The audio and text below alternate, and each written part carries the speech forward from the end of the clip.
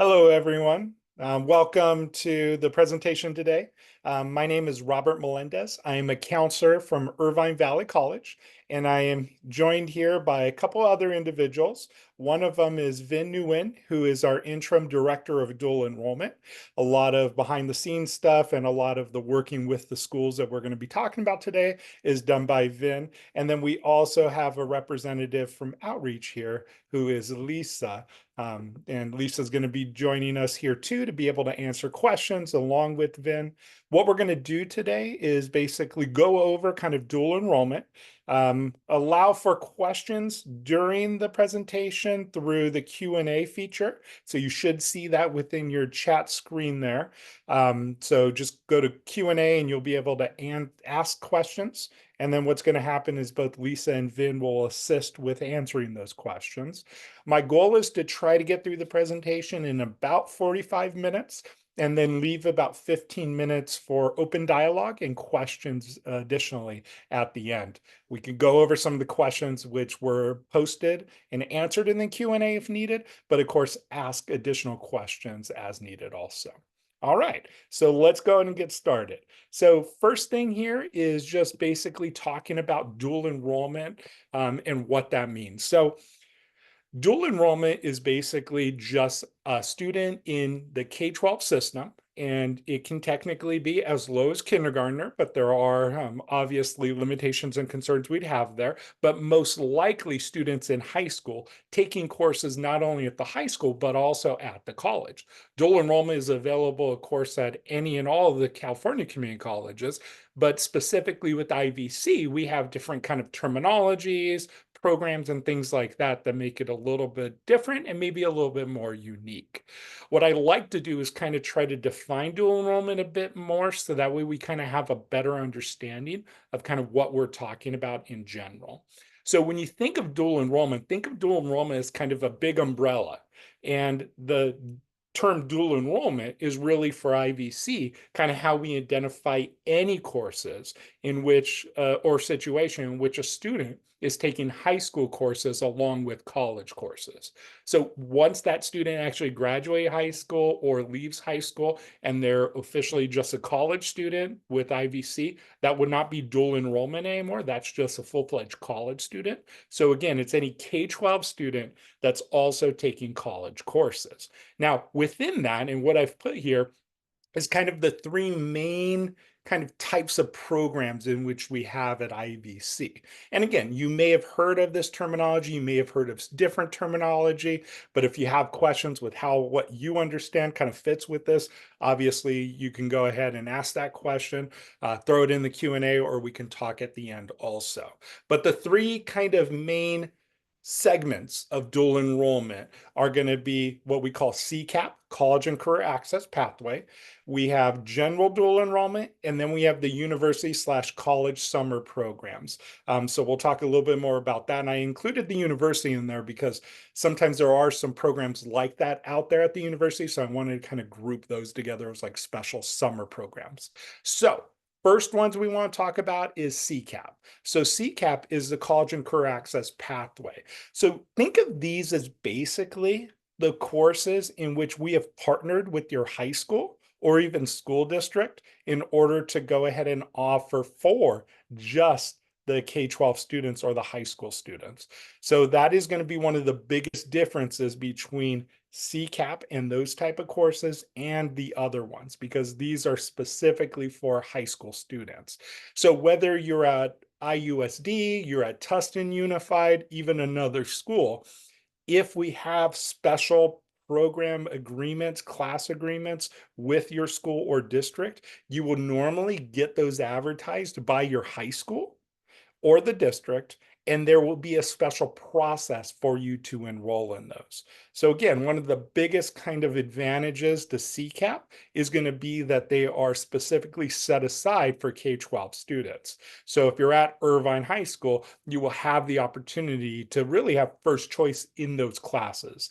Now, normally you'd be competing with every and all college students at Irvine Valley College, but with this, you're only really competing with the Irvine High School students with that example, or whatever high school you're at. Now, one of the great things, like I said, is that it's kind of limited enrollment to just those students. One of the kind of limitations to that program, though, is that the offerings are going to be a lot slimmer. So again, it's agreement based. So what we're doing is we're working with the high school, the school district to kind of see, hey, what's going to benefit your students in order to offer as a CCAP course. And we also need to obviously work with our faculty and our programs here at IVC to kind of see where we have that kind of happy agreement that makes sense for both parties. So some schools are going to have maybe one or two options. Other schools might have upwards of like 4 to 5, maybe 6, depending on the semester. You normally are not going to be able to take courses at the other high schools that are a part of CCAP, but there could be some kind of instances where that may be possible, especially with IUSD. If you have questions with that, just let us know. Tustin Unified does the same thing, in which we have, a couple courses that are offered online that are kind of available to multiple high schools within Tustin Unified. So for the most part, it's for the high school, but sometimes it can kind of be for the district too. But either way, there is limitations from the standpoint of what options you have. And that's something in which, although it's great to be able to have better access to those classes, if you're looking for specific classes, they may not be available there. So that's where I'm going to jump to the other side of kind of this diagram where it's general dual enrollment. When we talk about general dual enrollment, what we're talking about there is any and all classes that we have on our class schedule at IVC. So again, if you're at a high school and there's 3 options for like CCAP, those are there. That does not mean those are your only options for dual enrollment. If you're looking for a specific bio class, a specific business or management class, even like a psychology course, and it's not offered through that agreement-based program that we have with your high school, what you could look to do is look at our general schedule for the semester and see if there's a class offering that kind of meets your needs. Now, again, you're talking probably high school students here. So as a high school student, you're going to have some limitations on time. So we're probably not going to be able to do the day classes. We have a handful of courses that are in the evening. We also have courses that are online. So the evening and online courses are, of course, going to be the courses in which you're going to kind of look at. In addition to that, with general dual enrollment, although all classes are potentially open to you, we do have to kind of think of 2 different things that may limit your ability to get into these classes. Number one is you got to meet any minimum requirements for that class. In college, we call those prerequisites. Normally, there's not going to be a lot of classes with prerequisites, but math, sciences, even certain English classes are going to have prerequisites, and languages other than English are going to have some prerequisites for the higher levels. Entry level, we're good for the most part for pretty much all the classes. But as we look for more advanced courses, we find this a lot with like math when students want to come in and take calculus. There's going to need to be some prerequisite clearances we have to do. And we'll talk more about that later. I have a slide dedicated to that, to where we can kind of look at some of the different options and ways you can meet that.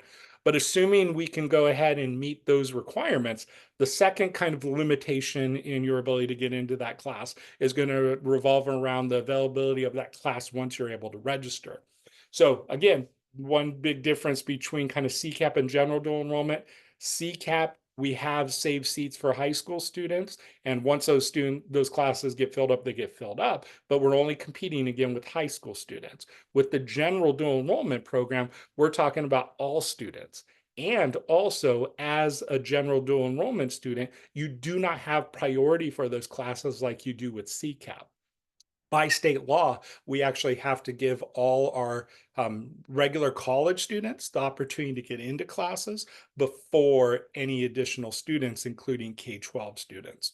So what ends up happening, because I've worked with dual enrollment for a good amount of years now, is that students will have and be eyeing certain classes they want to take, but by the time they're able to register, unfortunately, those classes are full.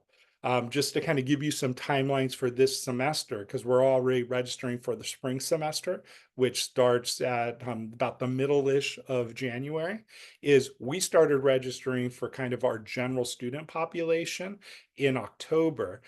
early October actually. And for our dual enrollment, general dual enrollment students, registration actually started this week. So you can see there was about a good month and a half to where we had just the availability for our regular college students to enroll, and dual enrollment students were waiting to kind of start being able to register. Good thing is now for the spring 2025 semester, those students are able to register, but they still had to wait. So normally when I'm working with students, and if I start working with you individually, what we're going to look to do is kind of be very inclusive with kind of your different options that you look to get enrolled in, and you get approval for, and we'll talk more about that later. But you want to look at multiple options because your first choice options might not be available, and you want to look at some of the other options that might be available that you can do too. And then lastly, the kind of middle there is the university college summer programs. So we have like a IUSD summer program that we do at IVC. Other universities may have something similar too. Sometimes it's a class, sometimes it's like a residential program where you can actually live on campus for a little bit. And this happens at universities all throughout the country. So those are obviously types of dual enrollment too. Sometimes students bring that up as an option. So I always like to kind of mention that because that is something that's out there. We have a couple of classes specifically for high school students, and then you can also find those at other colleges and universities too. With the IUSD program, that is specifically for the students within that school district. So again, like just like CCAP, the students are kind of reserved spots for that if they have the availability to get into the classes. Those classes go pretty quickly. I know within the first couple of days last summer, those classes filled up. So if you're going to look to do that, make sure to kind of get on that as soon as possible. And then in the summer, we also have our general dual enrollment program too. And that's usually how most students are able to kind of take and complete classes also. So we probably will come back to this, but this is kind of where I like to start so we can kind of all get on the same page on when we start using terms like dual enrollment, what that means, and the fact that dual enrollment is basically like the top and an umbrella with, kind of two main kind of subsets of classes underneath that CCAP, being those agreement-based classes, and then general dual enrollment, which are kind of the classes are open to every and all students. Okay, so that said, let's go ahead and start talking about some of the other things that we'd want to like discuss and think about when we think about dual enrollment. So another thing is, well, what are the benefits of dual enrollment? So what this slide is kind of showing you is some of the things in which and reasons why you may want to consider dual enrollment. Because I know there's a lot of different options depending on the school you're at. You have advanced placement with AP, you have honors classes, you have international and baccalaureate IB programs out there. So dual enrollment is just one more piece that's kind of looked at or can be used to potentially like get deeper kind of educational kind of background, but even help you through the process of help building your application strength and even being able to get a head start with some of those too. So let's go through some of these and I can kind of talk out what we're specifically talking about here. So one of the big benefits is going to be improved college success. You could think about it from the standpoint of if you're already kind of being successful in a college class, you've taken a college class junior year in high school, and then by the time you get into college, you feel like, hey, I've done this before. I kind of understand how this system works, especially if you come to Irvine Valley College.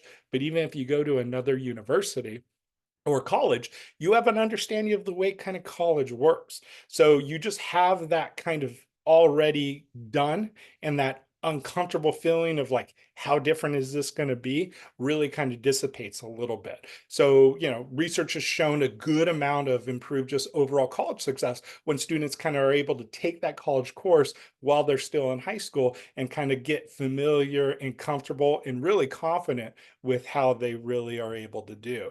The second one is reduced coursework. So we're going to talk a little bit about some of your different choices when it comes to dual enrollment as far as types of courses. But in general, if you want to think about it from this standpoint, if we need to do, let's just kind of ballpark it to like 40 classes in general for you in order to get a bachelor's degree.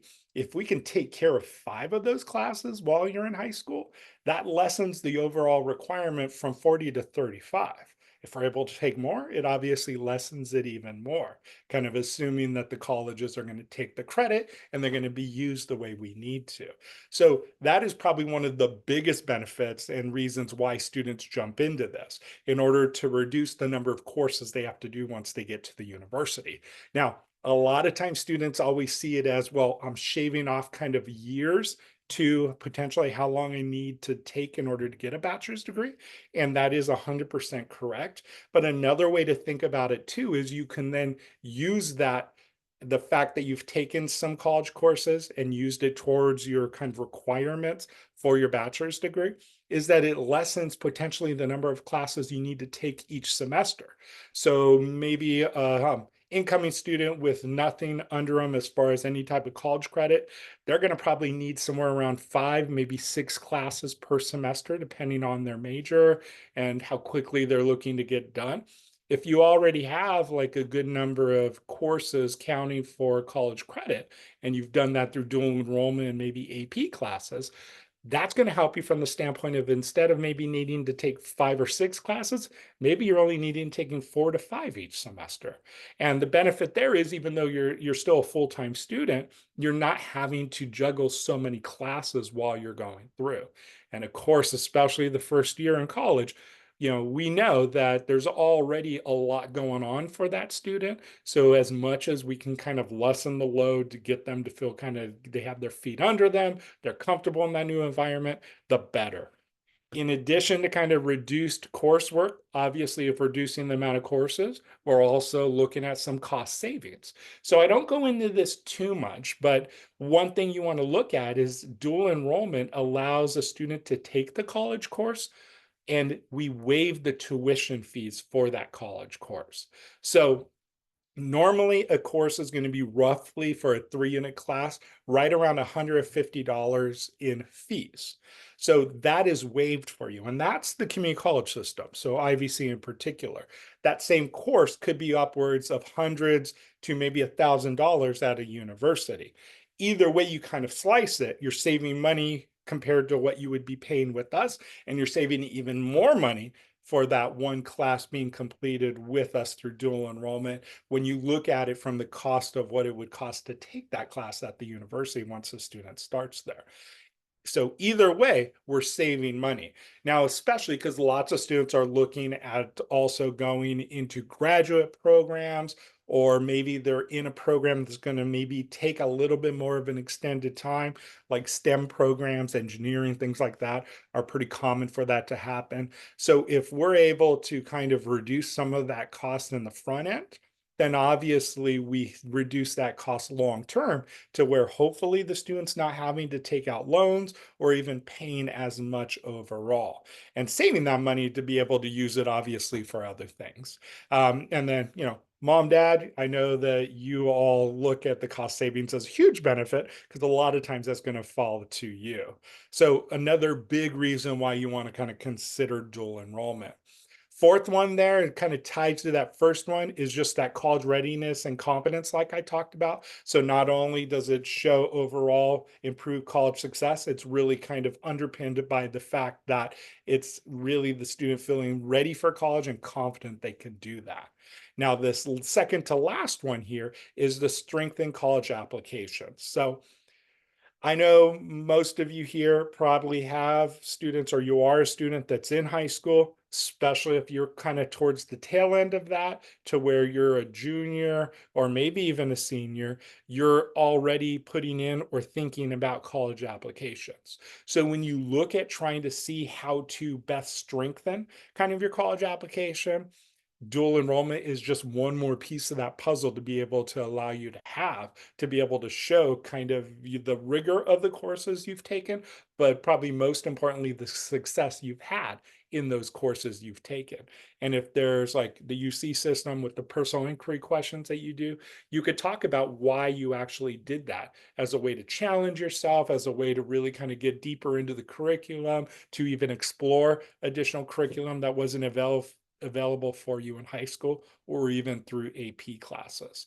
So I think that application piece is sometimes missed, but a very important part of it too. And then lastly here, and we're going to talk a little bit about the differences between APs and dual enrollment classes. And this will make a little bit more sense once we get to that. But what you're looking at is dual enrollment, especially for the UCs and Cal States, have a higher likelihood of counting for major classes. So those are the courses required for a specific bachelor's degree, in biology, whatever the case may be. A lot of times APs have a lot of limitations with counting for a major class.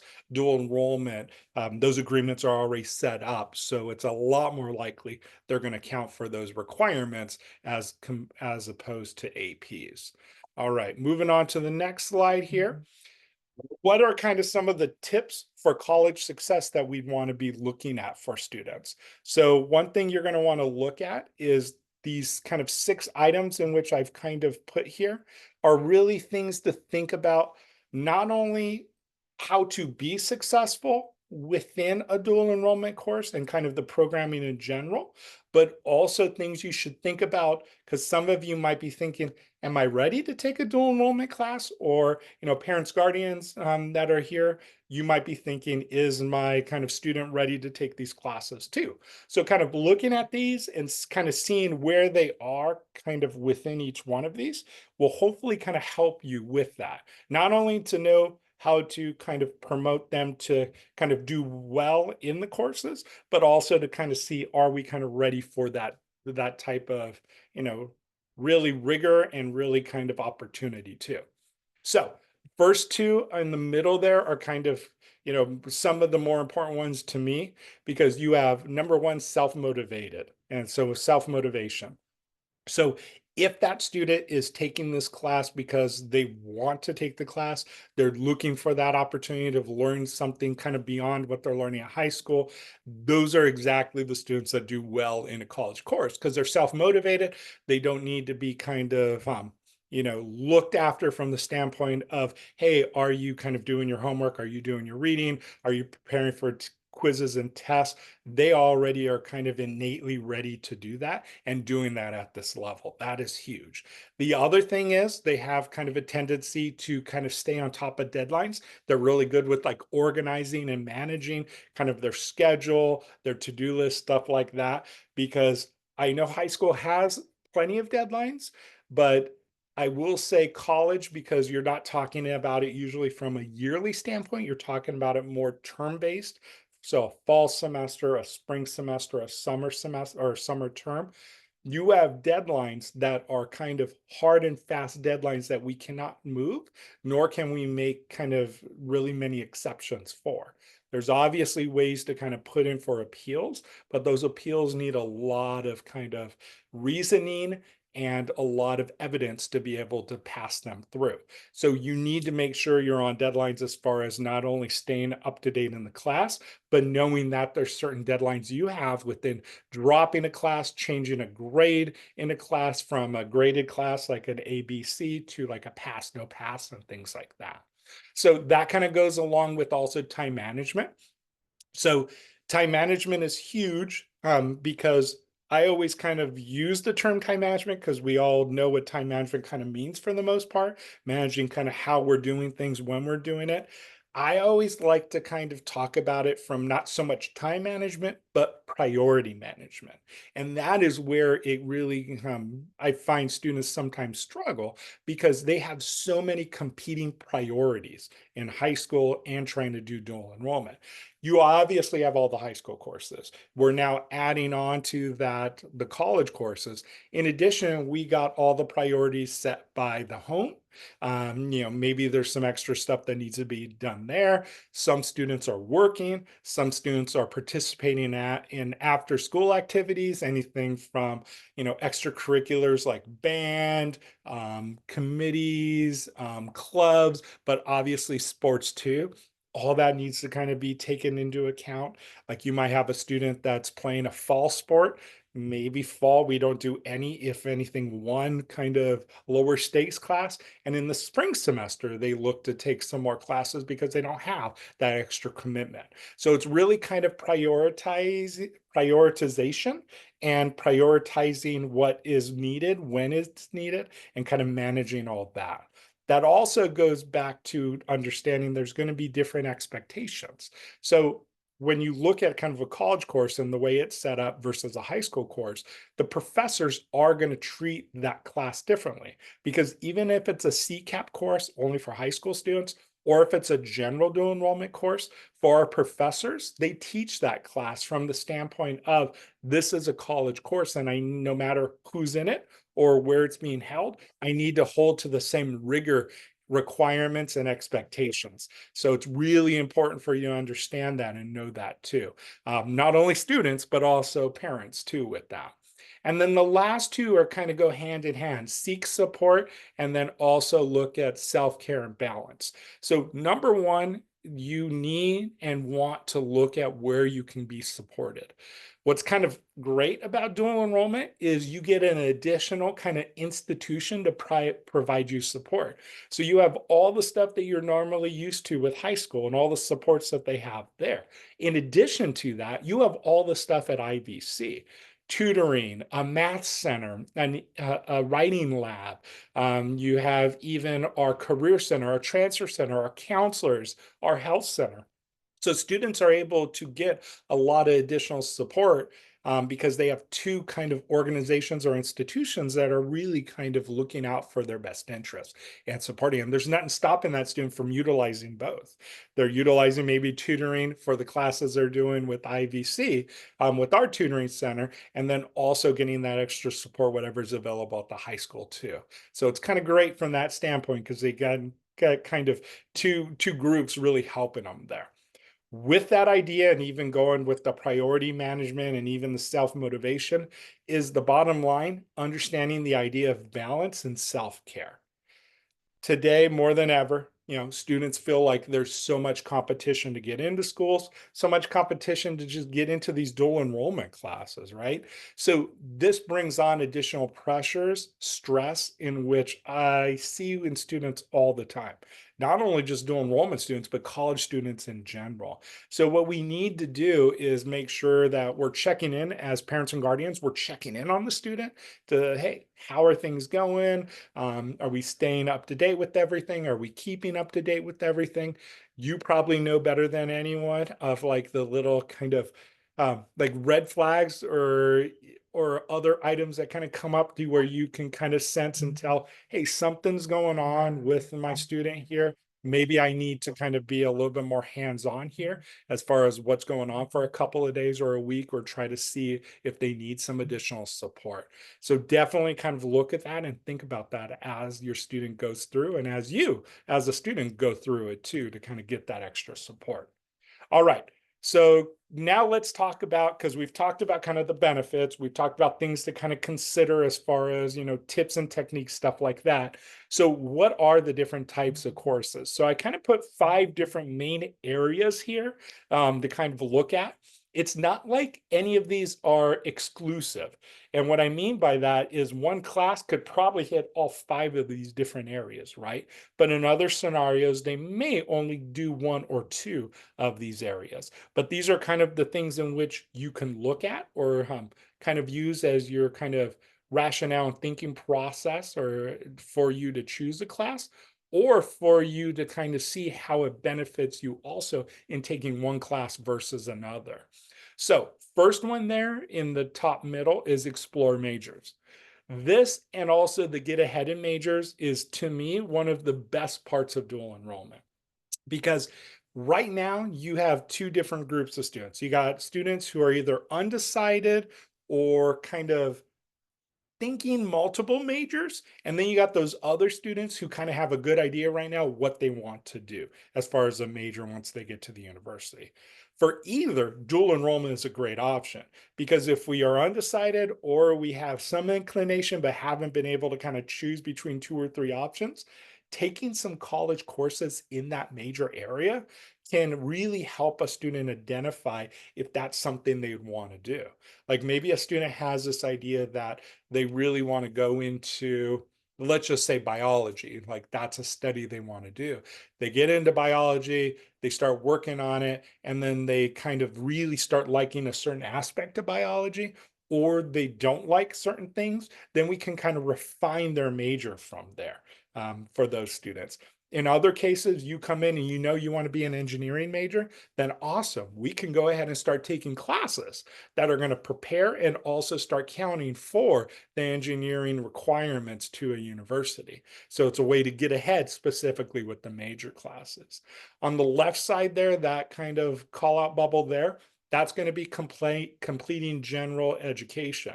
So general education is going to be courses in which are required by all students, no matter what your major is. These are going to be the arts, the humanities, the social sciences, even the English and math. So when you're looking at kind of what makes up the courses for a bachelor's degree, you're mainly looking at two main categories, general education and major classes.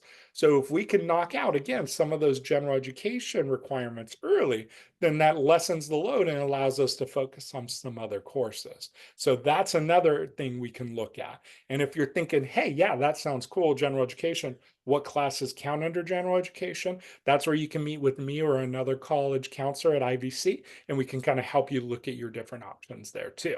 Now, the bottom two are going to be specifically like kind of options you're looking for if you need to complete different things for still kind of high school or university admissions requirement. So I'm sure everyone knows what A through G requirements are. That's kind of the freshman requirements to be able to apply out of high school to the universities, mainly for the UCs and Cal States, but a lot of other universities kind of have something similar. So dual enrollment classes can count for A through G areas. Again, if you're looking at that as kind of one of your options, you want to work with the college counselor, also with your high school counselor to kind of identify which classes are going to work for each of the different areas for that. So you have a better idea with that. And then the last one there, complete high school requirements. This is needed. Well, so I should say it this way. This needs to be approved by your high school, but assuming it's approved by your high school, you can actually use dual enrollment classes to meet requirements for the high school diploma. This could allow you to have short days later on, your senior year or even junior year. It could be a way to make up for maybe a program or a class you missed because you had extra courses you had to take into other areas for other reasons. So it's a way to really kind of catch up and get those classes taken care of. What's kind of cool for both of these, really, for sure, the A through G, and a lot of times for the high school requirements is one semester of a college course counts as a full year. So one semester of a college course counts as a full year in high school. So I'm going to put an asterisk there though, because there are little nuances, especially depending on your school and and specifically for meeting the high school requirements. But that is something to really think about because it allows you an opportunity to go ahead and catch up or get ahead depending on where you are with these. All right. So I told you we were going to kind of talk about this a little bit. This is kind of a side-to-side comparison of APs versus community college courses. I always say, and of course, I'm a community college counselor, so obviously take this information from the standpoint of, I'm looking at it from my viewpoint and vantage point too. I think both AP and dual enrollment classes have places within kind of each student's educational journey. I wouldn't say one is better than the other. What I'd say is each has its own benefits and even its own limitations. And I think most students are going to kind of take both. I will be honest with you, my daughter, who's a junior in high school right now, is taking an AP course and has taken dual enrollment courses too. So even as a community college counselor, I have my daughter kind of doing the mix of the two also. Because again, each one kind of has its benefits and limitations. So when you look at this, the big thing is GPA. Both of them count for college or college application GPA boost, potentially even the high school GPA boost if the high school is going to put it on their transcript. Again, that is dependent on the high school, and you're going to want to work with your high school to see if they're going to place that college course on the high school transcript. But even if not, you always have a college transcript in which that will be on. Even if it's not on the high school transcript, students can still put it on the college application too. Credits are going to be a little bit different. Like normally you're going to have kind of a 1 semester class at IVC, which is going to be 3 to 5 semesters, counting as anywhere. Well, normally it's going to be a year, but sometimes it's even 2 years. And the 2 years comes from the language other than English. So you can get 2 years of credit for 1 semester of like a Spanish class or a Chinese class or a French class, which is kind of crazy to think about. But so there's kind of definitely benefits and for taking the dual enrollment course there. When you think about it also as far as kind of how course credit is given, APs, you do really what is a high school course and then an exam to potentially get college credit, right? Depending on how a student does. Within dual enrollment, you are taking the college course. And as long as you pass the college course, you get the college credit for that. So that's one big difference there too. You have the demonstrating of either college readiness versus completion. You have who's teaching classes. All dual enrollment courses are always going to be taught by a hired IVC professor. That doesn't mean that it might not be still a K-12 professor, but we would actually be hiring them and they would be teaching from the standpoint of being an IVC professor. And most of our professors do not teach at the K-12 level, but I'm sure that may happen every once in a while. When you also look at the limitations, like we've kind of talked about this a little bit, to where APs, depending on the score, you may or may not get certain levels of credit. When you talk about college course, usually you just pass that college course. It doesn't matter if it's a C or an A, you're getting the credit for that class. And then lastly down there, as many APs as there now are, because there is a good amount of them, you still have kind of a lot of limitations there to kind of what is available at the high school. Whereas with the college classes, you have broader options there. And then, of course, like I've already talked about, you have some more stability with that credit counting too. So that kind of just gives you kind of a quick like look at of the comparison of the two types of classes. Now, before we kind of switch over to kind of answer some questions and talk about kind of the process for dual enrollment, there's kind of real two big areas I want to cover that's important for the students, but also important for the parents and the guardians in the room too. Number one, when you look at coming to college, you are going to be under different kind of laws and requirements. So one of the big differences is going to be how FERPA is and the implementation of FERPA. So when a student takes a college course, that student, for all intents and purposes, does not matter the age, is treated as an adult because they are taking adult level courses. So as a college student. So all records, all requests need to be done by that student. The parent does not have the right or the ability to get those grades, to be able to even talk to the professors, to even be able to act on behalf of the student with the college.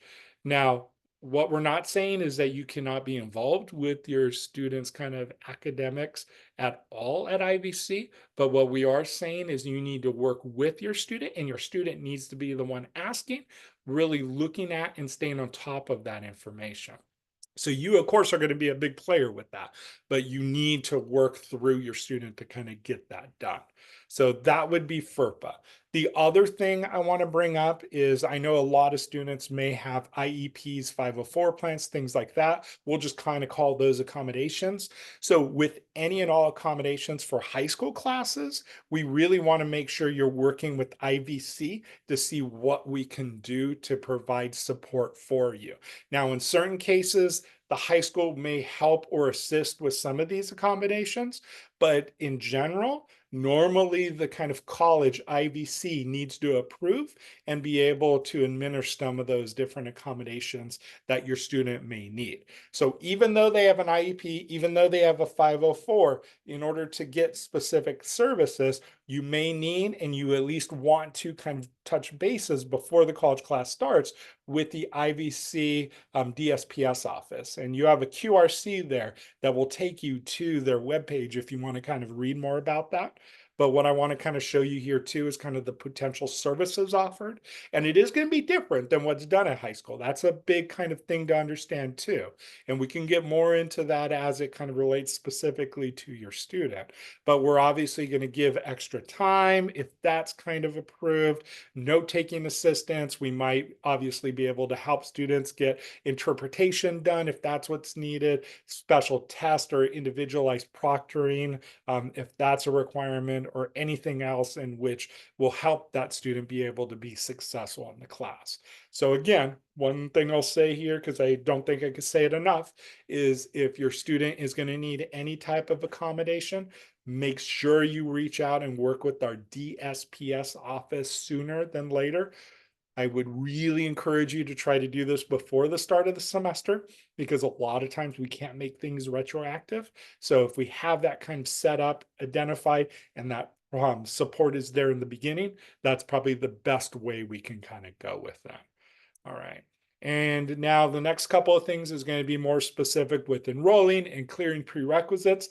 This kind of gives you kind of an overlay of what we're looking at in trying to enroll in a dual enrollment class. So number one, you got to apply to IVC. So you can't be a guest student from, university, high school or something like that. You need to be a full-fledged kind of IVC student. The way you do that is you apply for us. We don't go through a process to where we're kind of, having you be approved per se, like you would at the university, but you do have to apply. We need to get kind of all that information to be able to give you a student number. Once you have a student number and an account with IVC, then we're able to clear prerequisites, and more importantly, be able to clear have you complete the dual enrollment form. So the dual enrollment form, there's two different ones. There's one for CCAP courses, and then there's one for general dual enrollment classes. So depending on the type of class you're taking, you may need to fill one out or maybe both out if you're going to be doing multiple classes too. Either way, the way the dual enrollment form works is you are going to have the student complete the form with all the student's information. The student will put in on the form the high school, because the high school is already going to be there, and also the information about their parent or guardian. So once the student submits the application, the dual enrollment form, I should say, it's then going to go to the parent guardian for approval. Assuming that gets approved, it goes to the high school for approval. Once the high school approves it, it comes back to IVC. We then clear the student to be able to register or enroll in the class. But the last step is the student actually has to enroll in the class. So depending on when that registration appointment is, and they will find that on our MySite system, which is our kind of student information system or registration system, they'll go into there and they'll actually register for the class, assuming it's still open. If it's closed, there might be a wait list in which the student can take advantage of too. So there it is. You're talking about applying. You're talking about clearing prerequisites if that's needed. You're also talking about the dual enrollment form and getting that completed also. And then the last step there is just registering for the class. All right. Now clearing prerequisites. So sorry about that. I'm trying to get this light to stay here. So when you look at clearing prerequisites, again, not every class has a prerequisite, but if it does have a prerequisite, then we're going to need to complete it in some way. It could be through a course in which you've completed at another college. It could also be a course you've completed through AP exams. So any of those things in which you think you may be able to use, you can use, and we can kind of clear those prerequisites for you. This is where you're going to at least want to reach out to a counselor initially, so we can kind of help guide you in which way and what ways we might be able to clear that prerequisite if there is one. All right. I'm going to leave this up for a second because this is kind of the main email in order to reach myself and the other dual enrollment counselor, which is Vanessa Ortega. So it's good to kind of have this, the IVC K-12 counseling at ivc.edu. This is your best way to get some different answers on different particular kind of questions you may have with one class versus another, or kind of some different things you're thinking about, or if you have more questions on the benefits, things like that. Also have the QRC there on the bottom. That takes you to the counseling website. So you also always have the opportunity to try to set up an appointment with the counselor. If you wanted to be with one of the dual enrollment counselors, you'll just want to identify yourself as a dual enrollment student. And then they will go and put you with either myself or Vanessa Ortega. In addition to that, if we're not available, you can meet with any counselor that we have, and the counselors are all pretty kind of competent as far as understanding the way dual enrollment works, things like that. But if there are any kind of specific nuanced questions that come up, they could always reach out to us too. All right, I'm going to stop sharing here now for a little bit, and I want to kind of open it up for questions. So there is a question still in the Q&A there that is around the availability, or what classes are available in summer, or where do you find that information? So that is going to be on the class schedule. So when you go to the class schedule, and I could actually show that here. Give me a sec. I'm going to try to bring that up for us.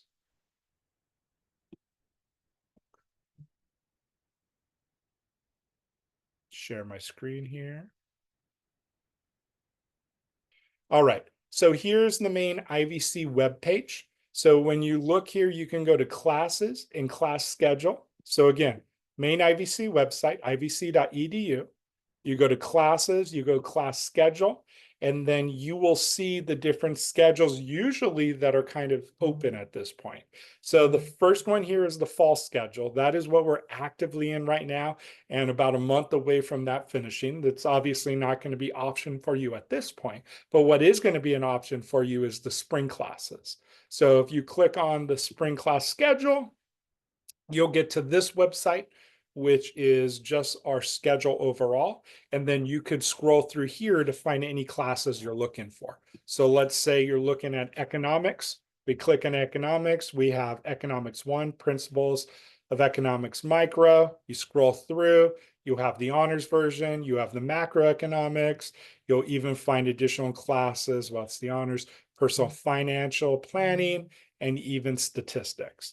Then what you'll see is you'll see if a class is still open here. If it's not, it'll say full or closed. You'll see how many seats are available. And then you'll also see this day and time and location. So if we for the day see online, for time it just lists the number of hours in general, and for location it says online. That means it's going to be a fully online course to where there's going to be no specific meeting days and times, either online or in person. So for dual enrollment students, that might be one of the best options. But then you're also going to see classes that show like a specific day or days with specific times and specific locations. So that means it's an in-person class. So just kind of a quick little tutorial on how to look at that there too. All right, so the summer schedule also will be out probably more towards, I believe it's going to be like March when that kind of goes live. So until then, that's where you'll see it. Okay, it looks like someone was answering that other question. I'm going to answer this next one here, in which how many college credits do students accumulate through CCAP by the end of their high school years? Well, it really depends, because each class is normally going to be anywhere from 3 to 5 units. Each class is a semester long. So it really kind of depends on the number of classes a student decides to take. So if a student's going to take 1 or 2 classes a semester, or even 1 to 2 a year, then that can be upwards of like a full year worth of college credit by the time they're done with high school, depending on how many courses they do. So again, it really all depends. There's not like a special kind of program you get into per se to where you then have, dual enrollment and you know exactly what you're getting. These courses or these programs that we're kind of talking about right now are really all kind of either CCAP with certain classes that you could take, and depending on how many you take, that's how much credit you get, or also the general dual enrollment, which is kind of open, and depending on how many classes you take there will determine how many credits you get. All right, next question here. As a sophomore, and mark that I'm answering this slide. As a sophomore, what if I don't know what career or to pursue? Do you recommend any subjects I should take to be credited for college? prerequisite subjects as a dual enrollment program? So that's a great question. So basically what we're asking is, hey, I don't know what my major is going to be. What type of courses should I do? Well, number one, like if you really have no idea what you may want to study, then there's really not a ton we can do exploring of different potential major options, right? So normally in that situation, I'm going to tell you that you want to look at considering focusing on general education courses. Because with general education, you'll be able to look at meeting at least some university requirements that way. As you're taking general education courses, you may find that you kind of find a major that you like or a course or disciplines that you like. And then from there, we can go ahead and look at other options. So best answer there is to focus on general education. And then from there, we can look to see if we find a major and go from there. All right. Okay, and then look like Vin answered that other question. Okay, so I think we answered most of the questions there. Vin, was there anything in which you answered, or Lisa, that we probably should bring up here?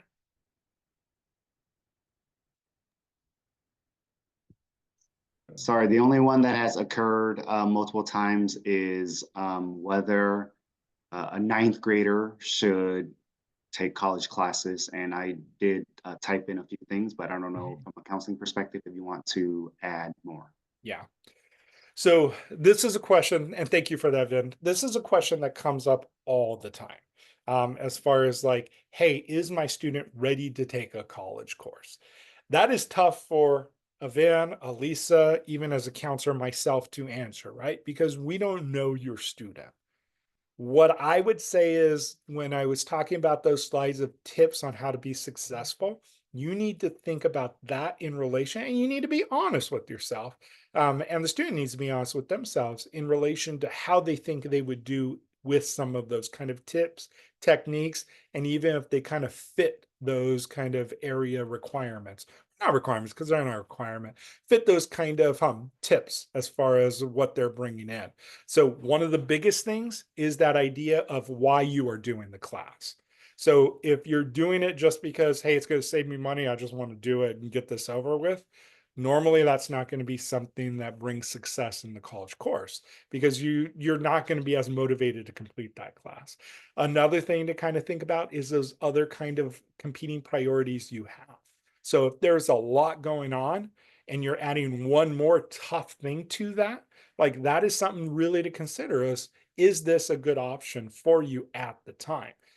If during the regular academic year, you're pretty kind of full with all the things you have, then maybe we look at summer, or maybe we look at one specific semester, like I said, especially if you're playing a sport or anything like that. So those are all things to kind of consider and think about when it comes to this. Now, I know that doesn't answer the question, but to me, that helps kind of lead you to kind of understanding what the answer should be. And what I'm going to finish by saying, and this is a bit of that reality piece, is these are college courses. These are not high school courses that get college credit. These are college courses. So you need to kind of think about, am I ready to take courses beyond that of high school? And if not to say that if you're struggling in high school, you can't do well in a dual enrollment course, but I would say a lot of times those go hand in hand. If we're just not doing the things we need to do to be successful in high school, or we're struggling a bit in high school, then that might be an indication of, maybe we're not ready to take a college course at the same time too.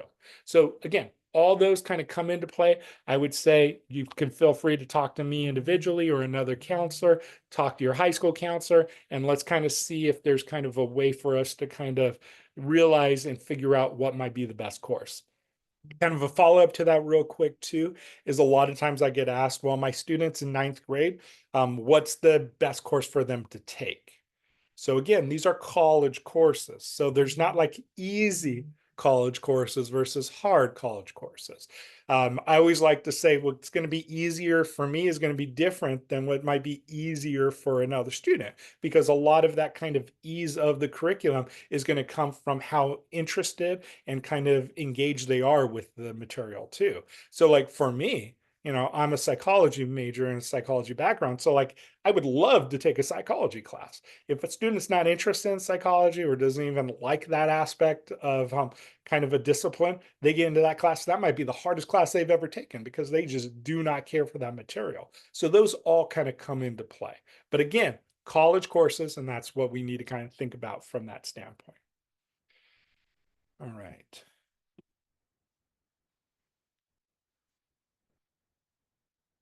So I know, Vin, you're answering that one question about subjects and grades and if it would have packed an application in IVC or university. So I kind of mentioned this, but obviously I can mention again, but I don't know if I can ever kind of, over mention this or even overstate this.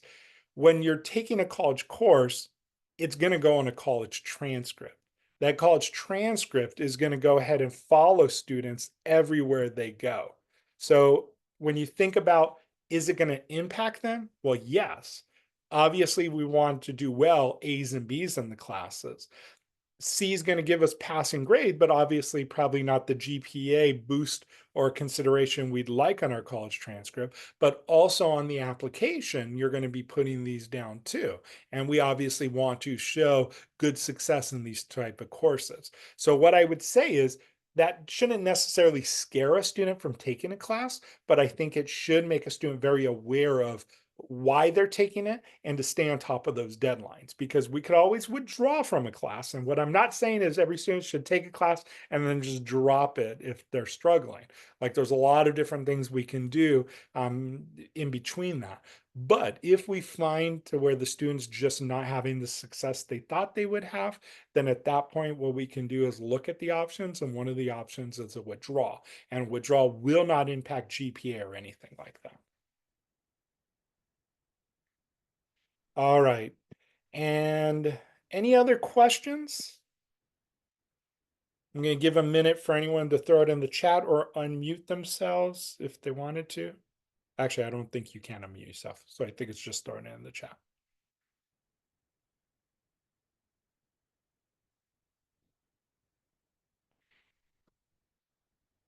Okay, well, what I'm going to do is go and thank everyone for attending today. I appreciate you coming.